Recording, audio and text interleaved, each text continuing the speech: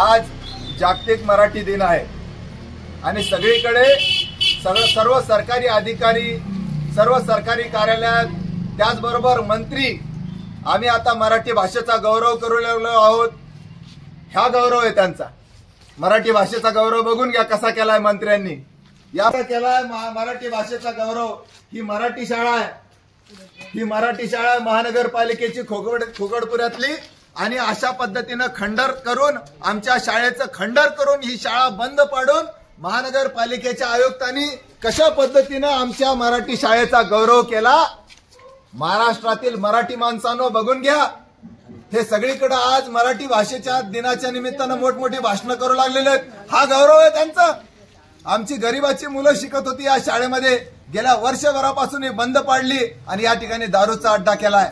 आणि एका सकाळी असं कळेल की हा सत्ताधाऱ्यांच्या कार्यकर्त्यांच्या घशात घातलंय शाळा, असं एका दिवशी सकाळी असा आदेश येईल आणि या ठिकाणी सत्ताधाऱ्यांचे कार्यकर्ते येऊन बोर्ड लावून बसतील आणि मग जोरदार दारूचा अड्डा।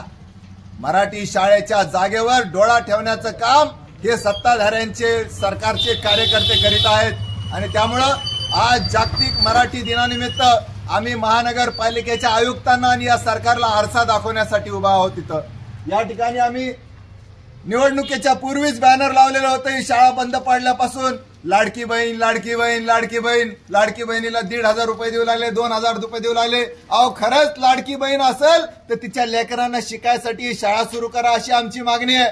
या ठिकाणी दारूचा अड्डा झालेला आयुक्त साहेब, जरा भेट द्या कधीतरी।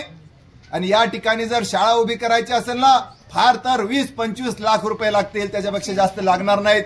परंतु स्वतःच्या केबिन बनवायला तुम्हाला परत तोडून स्वतःच्या केबिन बनवायला तुम्हाला वेळ आहे। स्मार्ट सिटी करायला निघालेल्यात, ही तुमची स्मार्ट सिटी आहे। पुलाखाली लाईट लावता तुम्ही, तोडलेले अगोदर रस्ता करता, मग त्याच्या खाली ड्रेनेज करायसाठी परत रस्ता तोडता, ही तुमची स्मार्टपणा आहे। अहो शाळा करा, हा खरा स्मार्टपणा आहे। आम्हाला शाळा पाहिजे, आम्हाला कॉलेज पाहिजे, आम्हाला पाणी पाहिजे, आम्हाला ड्रेनेज पाहिजे, आम्हाला रस्ता पाहिजे, आम्हाला दवाखाने पाहिजे, हा खरा स्मार्टपणा आहे। ही अशी स्मार्ट सिटी आम्हाला हवी। आणि म्हणून जागतिक मराठी दिनाच्या निमित्तानं आयुक्ताला आज आम्ही निवेदन देऊन मागणी करणार आहोत।